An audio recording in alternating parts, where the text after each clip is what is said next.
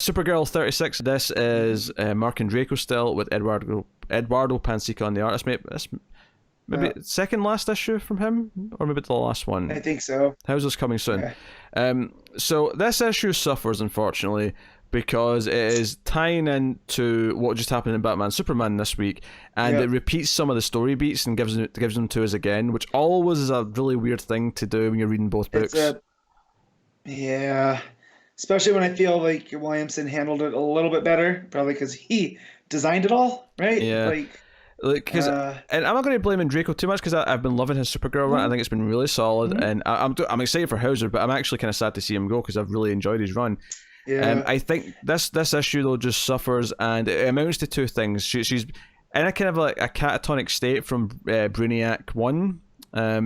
Right. Who like has her thinking she's like fighting back and getting out, but she's really just standing there taking it. But then she hears the alarm from the fortress from Batman Superman, flies off. We get some of the same scenes again of her being infected, and then we get a sort of new scene with her and the rest of the Secret Six talking about stuff.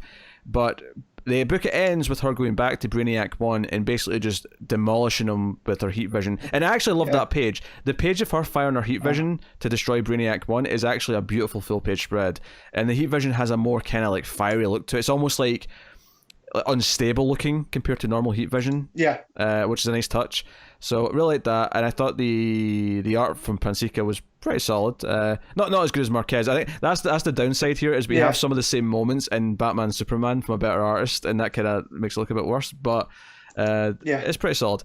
My biggest problem with this book though is because it spends half of it recapping stuff in Batman Superman. I got to the final page where it said next time, and I went, oh, wait, it's over?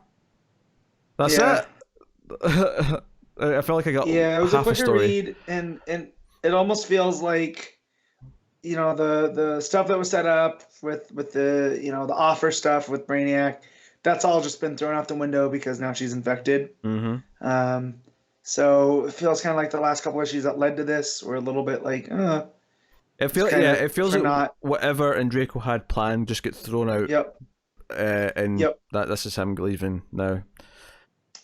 Which is a shame.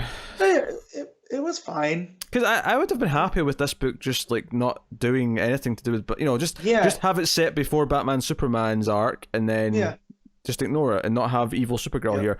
But Jodie Hauser's doing a whole arc with this version of Supergirl, so that may be fun. Infected, we'll see how it is. But so unfortunately this is easily one of the weakest issues of this run, just because it's a tie-in issue, and it's forcibly a tie-in issue that feels, well, forced. So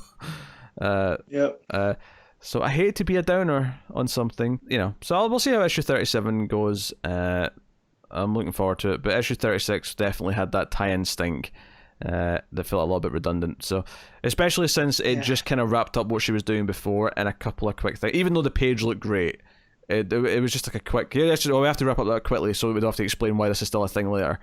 And that was it. So what are you giving it, Matt? I'm gonna give this a 7.